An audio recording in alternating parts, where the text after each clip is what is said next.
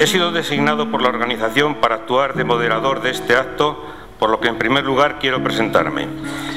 Mi nombre es José Antonio Alonso Soriano, natural de Serón de Nájima, de profesión ingeniero de telecomunicación jubilado. Cuando me propusieron hacer de guía de este acto, tras la sorpresa inicial, no dudé un momento en aceptar este encargo, aun siendo consciente de mis limitaciones en estas lides literarias tan alejadas de mi profesión técnica. Son dos las razones que motivaron mi aceptación. Por una parte, la amistad que me une y la admiración que siento por el autor del libro, Javier Narvaiza, y su protagonista, Vicente Marín. En segundo lugar, porque tras haber leído el libro de una tacada, he descubierto que estamos ante una magnífica obra, escrita con un estilo literario llano, ameno, divertido y desenfadado, y un argumento que se aproxima a las clásicas novelas de aventuras. Pero con la diferencia fundamental de que en aquellas se relatan hechos de personajes ficticios, mientras que en Las buenas y malas noches de Vicente Marín se describen hechos reales acaecidos durante la azarosa vida también real del protagonista. Ni que decir tiene que formar parte de la presentación en Madrid de este libro supone para mí un honor, máxime teniendo en cuenta la categoría profesional, social y humana de las personas que me acompañan en la mesa. Amigo Javier, con mis felicitaciones por la redacción de este libro, te cedo la palabra para que nos hables del mismo. Buenas tardes, queridos amigos y amigas. Toca hoy presentar el libro Las buenas y malas noches de Vicente Marín. Esta vez en la Villa de Madrid, ciudad en la que tras la obligada y ritual emigración a la que nos vemos obligados quienes nacemos en tierras sorianas, ha sido el escenario de la ejecutoria vital y profesional tanto del protagonista de la historia como la de este escribidor que soy yo. Ante todo, no cabe sino agradecer presencias, que estas congregaciones de tantos amigos no suelen ser cosa habitual, sino que a partir de ciertas edades solo se generan por otros motivos del tipo de esas tontunas contemporáneas que te puede montar la familia o grupo de allegados que llaman fiesta sorpresa y, por supuesto, también en la circunstancia indeseada del velatorio. En este caso, y al sacar a la luz mi narración Las buenas y malas noches de Vicente Marín, quien en cuerpo y alma se sienta en esta mesa, no me queda sino confirmar que se trata de una versión autorizada, lo que constata que no estamos ante el oportunismo de un autor y tampoco ante una ficción, a pesar de que el relato, como me dice alguno de los sabios que hoy me acompañan, contengan abundantes acentos e ingredientes de picaresca. En principio, cuando Vicente y yo nos empezamos a tratar por el año 2002, en vida del conde de Atarés y en los festejos y cócteles celebrados en su casa nueva de Bretún, ante tanto palmoteo de amigos e invitados, exhortándole a escribir sus memorias, a cuya matraca me sumé, Vicente siempre se escabullía, so pretexto de la parte escandalosa de su personal recorrido, con lo que nos ponía la miel en los labios, y cuando surgía el tema de sus escarceos con Ava Gardner, el animal más bello del mundo, volvía con la cantinela de que él no quería hacer lo mismo que el torero Luis Miguel Dominguín, o sea, salir corriendo para contar la gesta a toda la peña. Por fin, cuando los amigos entendíamos que a Vicente Marín le faltaba valor para confesar, tras quedarse toda una noche encerrado y atrancado en el recién instalado ascensor de su casa de Bretún, le vino la ventolera de querer contarlo todo, que fue cuando me llamó por teléfono y mientras el hombre desentumecía y estiraba su contraída osamenta me soltó: Javier, que he decidido por fin que se escriban mis memorias y que tú me lo pongas en modo literario. Luego empezó a hacerme llegar folios y folios conteniendo los principales acontecimientos de su vida, escritos con letra esmerada, encuadernados en carpetas escolares de anillas, aprovechando como buen soriano las dos caras de la cartulina con algún embarullamiento y proliferación de hechos accesorios. Por favor, Vicente, no te me desparrames, que la redacción de tu historial clínico no cabe en el cuento. Javier, que no se te olvide poner lo de los Dray Martini que se trasegó el señor obispo y que determinaron el montaje de un concierto en la Almudena. Luego el destino quiso que una noche de farra y coplas, mientras sonaba lo del toro enamorado de la luna, conociera a Miguel, conde de Atarés y marqués de Perijá, grande de España, y acabaron haciendo tándem, con lo que Vicente se reveló como un experto y acertado gestor en la llevanza de hoteles del más alto rango y prestigio, amén del exquisito decorador y organizador de eventos, y consecuentemente llegó el ascenso social, lo que suponía el roce continuo con la crème de la crème, y que comportaba, entre otras consecuencias, llegar a distinguir el caviar beluga del osetra, así como la conveniencia de usar en la ingesta cucharita de nácar. Como buen emigrante, en cuanto le fue yendo bien, decidió comprar unas ruinas en el subpueblo, o más bien despueblo, que era Bretún, y procedió a levantar tejado en momentos en los que la única que por allí hacía negocio, persiguiendo a los turistas con su perorata sobre las huellas de las ignitas, era la Sara, a la que tal vez alguno recuerde, bien si visitó Bretún o bien si en sus apariciones en programas televisivos, siempre con su palo de fregona en ristre. También quiero mencionar a mi amigo, hoy acompañante en la mesa, Jesús Edo Serrano, machadiano de pro y de esos catedráticos de instituto de antaño, también soriano de la diáspora, que leyó concienzudamente y me hizo certeras sugerencias respecto al borrador de mi manuscrito. Y a todos vosotros, a quienes nos habéis acompañado en esta ocasión y que merecéis sigamos embarcándonos en nuevos proyectos narrativos, aunque solo sea para volver a encontrarnos de nuevo. Y sobre todo a mi querido y entrañable Vicente Marín, que en el empeño me ha motivado a recuperar emociones literarias, además de sentir su benéfico influjo, que en el marco de su casa de Bretún, a quien intitulé Marqués Apócrifo de las Tierras Altas de Soria, que indudablemente es personaje genuino y manifiestamente irrepetible. Muchas gracias.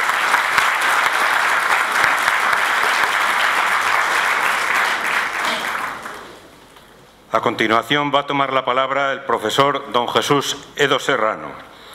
Don Jesús es natural de la Riba de Escalote, licenciado en Filología Románica por la Universidad Complutense de Madrid.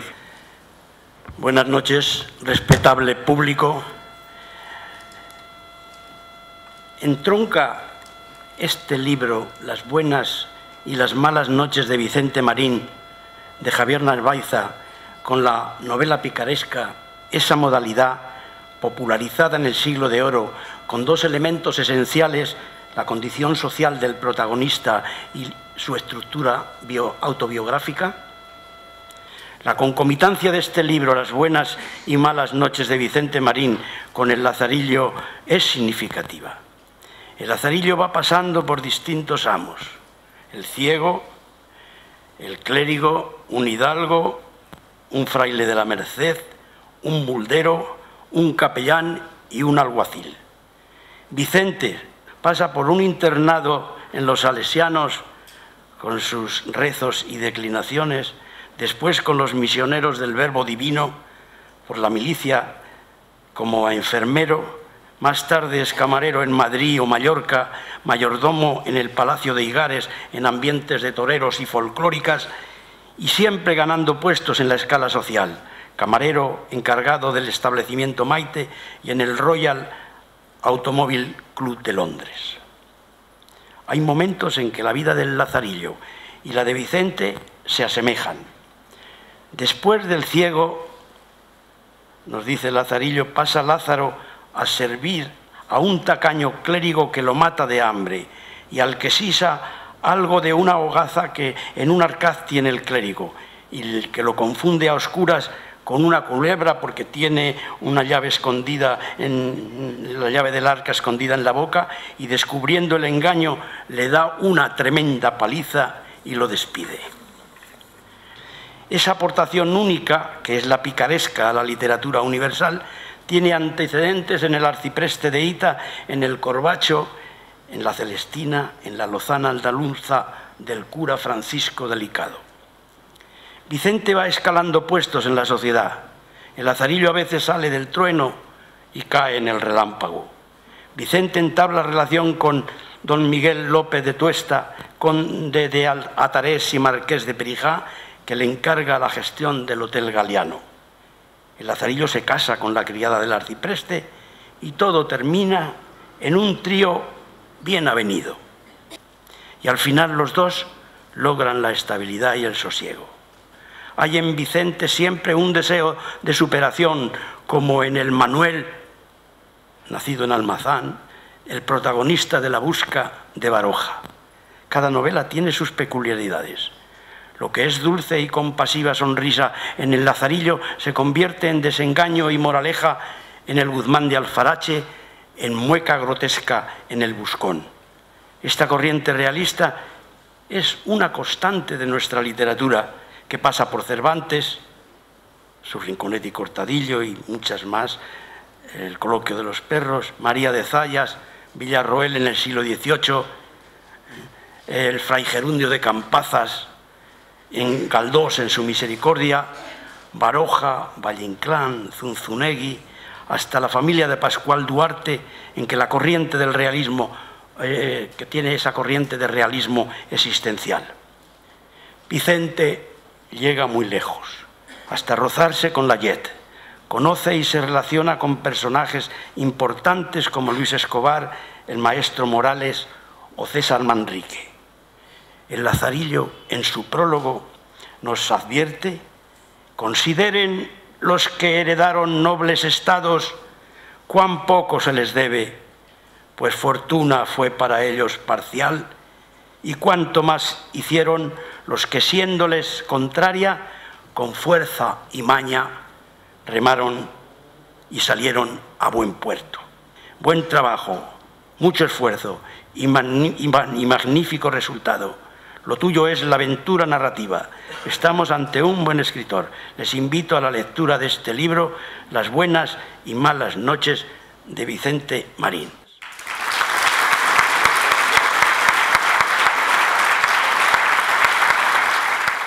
Seguidamente escucharemos a doña Mercedes Molina Ibáñez.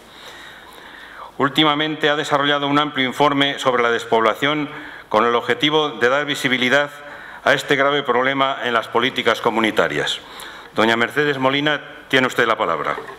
Compañeros de mesa, querido Vicente, señor decano de la Facultad de Geografía e Historia de la Universidad Complutense de Madrid, señoras y señores, queridos estudiantes, algunos estáis presentes en esta sala, queridos amigos y compañeros también complutense. Cuando Rita Levi-Montalcini, premio Nobel, casi ya centenaria, fue distinguida con el doctorado honoris causa por la Universidad Complutense de Madrid, en su discurso significó que la vida no debe ser vivida sin compromiso. Y cito textualmente sus palabras: porque el compromiso, la confianza en sí mismo, la serenidad y el valor son el estímulo más potente para superar dificultades de toda índole presentes en general en todo recorrido humano. He querido introducir en mi intervención estas palabras porque desearía expresar con todo el honor que merece el compromiso que Vicente ha tenido con su tierra, volviendo a su lugar de origen, haciendo del patrimonio y sobre todo del conocimiento, desgraciadamente no siempre valorado por nuestra sociedad, uno de los pilares fundamentales de la transformación de este territorio. Esta decisión que ha tomado Vicente no es espontánea, no ha sido repentina. Lo que hoy es Vicente le ha permitido configurar su vida futura y sustentarla sobre la cultura, en base a un patrimonio personal ingente y a las potencialidades latentes de un territorio abandonado con un patrimonio cultural intrínseco trascendental. Bretún, su lugar de nacimiento, un pequeño municipio de la comarca soriana de Tierras Altas. No sé si has comentado que soy soriana, porque eso es algo que llevo siempre intrínseco en mi ADN y que forma parte, lógicamente, de mi personalidad. Lo habrán notado enseguida cuando empiece a apasionarme por mi tierra. Respetando la tradición y la singularidad de sus bienes muebles e inmuebles, adaptó los interiores a su gran legado, respetó su trazado, utilizó sus materiales tradicionales en combinación con las técnicas innovadoras, En definitiva, Vicente, con su gran sensibilidad y exquisito gusto, combinó lo mejor de la tradición con la modernidad y visibilizó la singularidad y esencia de un municipio abandonado. Y ahí creó la sede de su fundación, que al igual que les dije antes, que leyeran el libro, yo les invito a visitar Bretún, que vayan a ese magnífico lugar que ha visibilizado Vicente. Generar, conservar y difundir este patrimonio implicaba integrarlo en un turismo cultural que contribuyera precisamente a poner en valor su gran legado. Unas magníficas instalaciones de casas rurales acompañan el buen hacer de Vicente. Su compromiso es ejemplar y por ello es ejemplarizante para otros. Su valor y su gran serenidad, como decía Rita Levi Montalcini, vinieron de la mano del estímulo, que decía ella, que le daba precisamente la recuperación de su pasado, que en definitiva era también la recuperación de su propia vida. Vicente Marín ha hecho de su sueño una realidad y ha demostrado con su empeño que hasta las cosas más difíciles, creyendo en ellas, confiando en ellas, con un trabajo serio y riguroso, tienen soluciones satisfactorias. Ha demostrado que sí se puede cambiar la dinámica de un proceso demográfico y constituye un ejemplo para el impulso de esas políticas públicas comprometidas realmente con una realidad difícil y compleja, y no solo comprometidas, como a veces con desgracia asistimos, a una simple declaración de principios e intenciones. Gracias, Vicente. Gracias, Javier, por plasmar esa vida de atrás de Vicente. Tenéis a ambos mi reconocimiento y respeto, y espero que tú también, Vicente, disfrutes y recojas todos los triunfos que mereces en esa vida también apasionante que tienes por delante. Muchas gracias.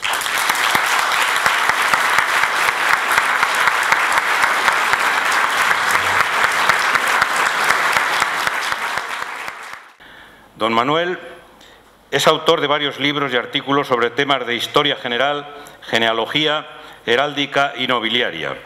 En la ocasión, y como amigo del conde de Atarés y albacea testamentario del mismo, nos contará de los ambientes y amistades que compartió con Vicente Marín en sus largos años de relación. Don Manuel, tiene usted la palabra.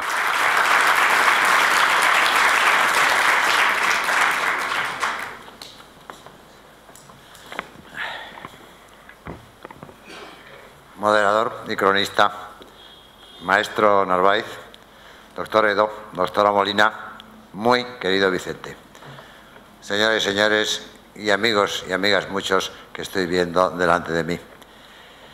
En realidad, cuando Javier Narváizar me invitó a participar en este acto, pidiéndome que dijese algunas breves palabras, me insistió para que hablase de Miguel López Díaz de Tuesta, conde de Atarés, cuyo espíritu sin duda está flotando en esta sala, tenemos todos en el corazón, y sin cuya personalidad no podríamos entender de ninguna manera la de Vicente Marín, al menos desde el año 1960, que empezaron a tratarse hasta el resto de la vida de Miguel.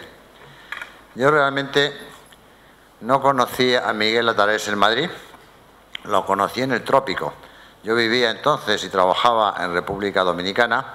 Cuando yo lo conocí venía mucho a mi casa, donde se hacían con mi mujer unas meriendas o cenas estupendas con alguna orquesta de cámara, muchos diplomáticos asistentes a la cena y algunos funcionarios internacionales, y allí Miguel brillaba mucho, porque como hablaba maravillosamente inglés, francés, italiano, portugués, contaba anécdotas magníficas y tenía ese halo que puede rodear en aquellas tierras y aún en estas a un título del reino y además grande de España, pues brillaba siempre muy bien.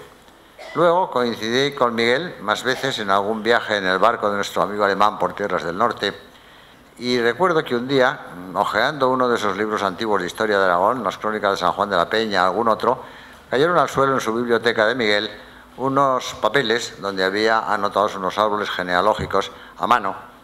Me sorprendió porque eran justamente el árbol genealógico de las relaciones entre los señores de Gavín y los señores de Otarés.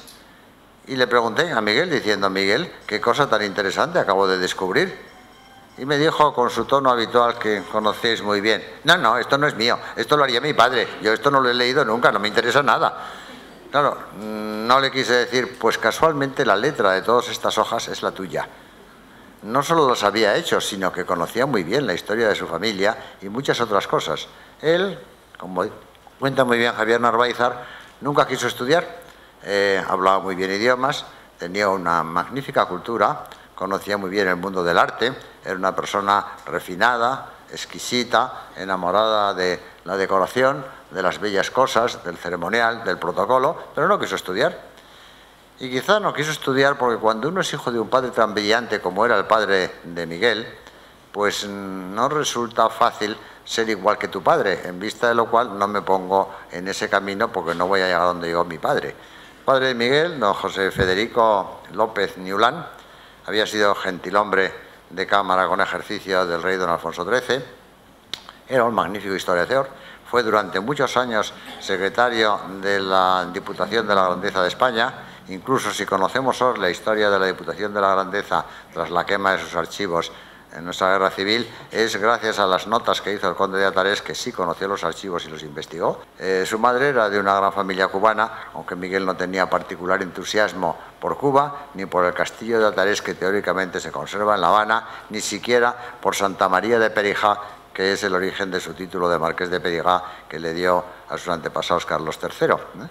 Vivió siempre con grandes lujos que en algún tiempo no se pudo tener. Cuando murió el padre de Miguel, la fortuna familiar decayó mucho, pero Miguel no quiso hacerle caso y seguía gastando, a veces sin conocimiento, siempre comprando y adquiriendo muy bellas cosas, viajando muchísimo, sobre todo cuando había problemas. Cuando había problemas podía hacer dos cosas: o meterse en la cama o desaparecer y marcharse de viaje, porque siempre estaba San Vicente a su lado para resolver los problemas. Antes de morir el padre, ya había convencido a su padre de que el viejo palacio familiar se convirtiese en una residencia de lujo para pocas habitaciones y gentes muy finas. Gracias a Dios, después de morirse el padre y gracias a Vicente, aquello se convirtió en lo que ha sido el Hotel Galiano, con personalidades espléndidas, venidas de muchas partes, de Portugal, de España, de México, gentes todas muy bien, que disfrutaban del bellísimo hotel y de la amabilidad de Vicente.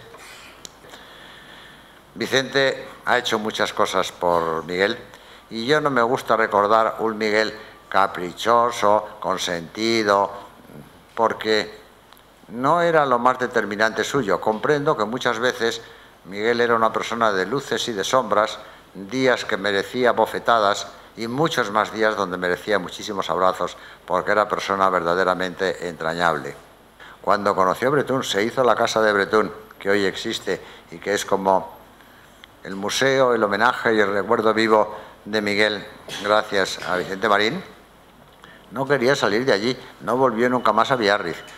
Tampoco es que salía a pasearse por las calles más o menos empinadas de Bretún, ni a disfrutar del paisaje maravilloso de las Tierras Altas, porque realmente él estaba en su preciosísima casa, en su cuarto, disfrutando muchísimo de la ópera a todas horas.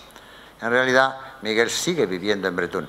En Bretún está el parque que lleva su nombre y que preside su busto. En Bretún está la casa donde él vivía y disfrutaba, que es un monumento a toda una vida de recuerdos hecho por Vicente. Y en Bretún está la fundación que lleva el nombre de Vicente y el nombre de Miguel, a la que le deseamos todos los éxitos, porque como decía muy bien la profesora Molina, Vicente ha hecho por Bretún lo que casi ninguno hemos hecho por otras tierras despobladas de las que procedemos: fiestas del fuego maravillosas en Pedro Manrique, un castillo en Yanguas, pero hoy por hoy la capital de esa zona es Bretún, gracias a Vicente. Pues por esas cosas que has hecho por tu tierra y por el recuerdo que tienes de Miguel, muchas gracias, Vicente.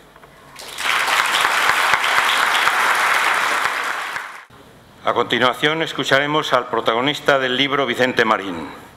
Conocí a Vicente en un encuentro profesional en Bretún. Me invitó a visitar una de sus casas y empezó a enseñarme su contenido. Por aquel entonces no conocía nada de su vida y menos aún de su abultado patrimonio artístico, por lo que mi sorpresa fue mayúscula. Perplejo e incrédulo, no daba crédito a lo que estaba viendo.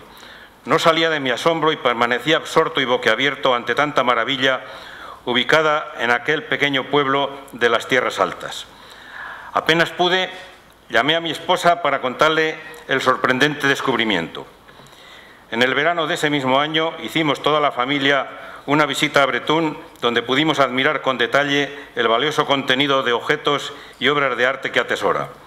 Don Vicente, con mi agradecimiento por haber constituido la Fundación y haber traído a nuestra tierra soriana su magnífica colección de obras de arte, le cedo la palabra. Buenas tardes. Después de tanto elogio de toda esta mesa, no sé si debo hablar ya nada más. Cuando los amigos se acuerdan de ti, suele ser que estás muerto. Quiero imaginar que me encuentro en un sueño, rodeado de buena gente, escuchando aventuras y ardanzas de un personaje como de novela, con tantas capas como de una cebolla. Y siguiendo estos relatos nos damos cuenta que se trata de un tal Vicente Marín. Y como me siento vivo y en plena lucidez, a pesar de mis 82 años y múltiples averías, y dando que vamos a narrar un poco las vivencias de mis días, y ya que muchas cosas ya se han dicho, no caben muchos añadidos. Si bien debo concretar menciones especiales que han contribuido a que hoy se pueda presentar este libro de las buenas y malas noches de Vicente Marín. Agradecer a Javier Narváez, amigo de verdad, y ante todo, gratia es amore. Ha ocupado muchas horas de su tiempo consiguiendo sacar de mí todas las confesiones con la tenacidad y paciencia de un guardia civil. Por ejemplo, Ava Gardner. Dadas las circunstancias, fue indecencia menor, o sea, lo que en términos taurinos llamamos fue una faena rápida y sin aliño. En fin, es incitar un poco el morbo, pero también está la parte seria de la vida, pues ni un solo día falté a mi obligación laboral. Y siempre, dado toda la responsabilidad, siempre antepuse la responsabilidad y la obligación a lo lúdico. Quiera Dios que me dé fuerza para terminar con este proyecto. Pido que me ocurra a mí como a mi abuelo Manuel. Quiero resaltar que el desnudo que aparece en la portada es un boceto sacado de una foto de desnudo de una encerrona de amigos de Duarte Pinto Coello, como descubrió el Barón de Gaví. Luego, el gran acuarelista hizo ese bonito boceto ejecutado por Giorgio Serra, profesor de arte en Turín. Como podéis ver, ante la imagen hoy presente, Citanti Gloria Mundi, lo fugaz de la belleza corporal y del mundo. Fijaros que hoy, reflexionando cuando aquí llegaba yo, me ha llegado la ráfaga del recuerdo, el gran chicote. Cuando uno se va haciendo mayor, siempre hay alguien bien cercano de la familia. Más o menos esto ha ocurrido con este libro, pues en las tertulias siempre estaban los amigos muy persistentes, como Carmen Mari, entre ellas y otros más. Pues esto tiene que quedar plasmado, hasta que llega otra persona convincente y aún en la negativa, con sus dotes literales, como es Javier, y como en la soltería se vende esa moza poco agraciada como una belleza, lo mismo hizo Javier Narváez, convencerme a soltar mis recuerdos por la lengua. Y en estos momentos de expansión salió, como a veces sale de otros momentos de idilio, un hijo que puede ser grande, pequeño, bobelicón, pero audaz, atrevido, divertido. Ahí está la similitud en el hijo rebelde que te saca de quicio, pero en realidad te divierte por su forma de ser. Estoy seguro que a la mayoría de vosotros os ha ocurrido esto con algún hijo, más o menos lo mismo. Os va a ocurrir con la lectura de este libro, de las buenas y malas noches de Vicente Marín. Os doy las gracias por el tiempo que estáis dedicándome, tanto por llegar hasta aquí como el que vais a dedicar con la lectura del libro. Bien, pues en Bretún estamos esperando vuestras visitas, pero os aconsejo que sean visitas concertadas y de momento, a ser posible, con grupitos, pues hay toda la infraestructura, tanto de alojamiento como de restauración, para acompañar este gran rincón de arte. Os espero y de nuevo muchas gracias a todos. Gracias.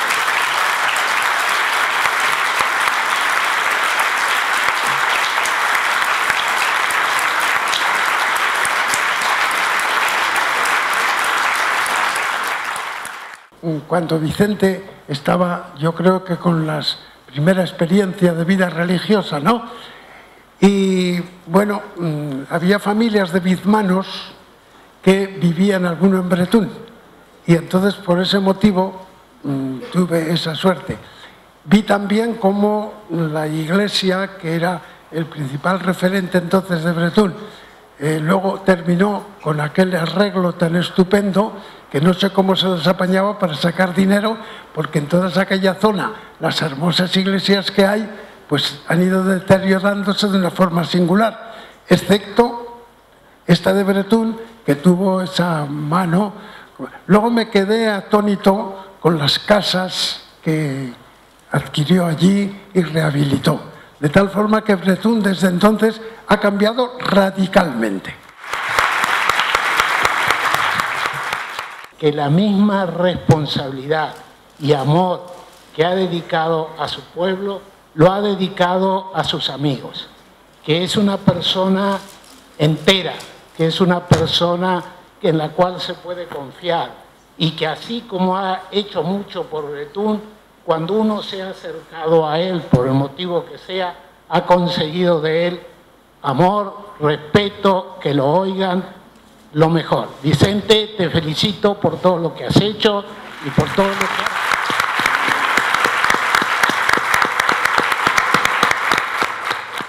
Muchas gracias y buenas noches.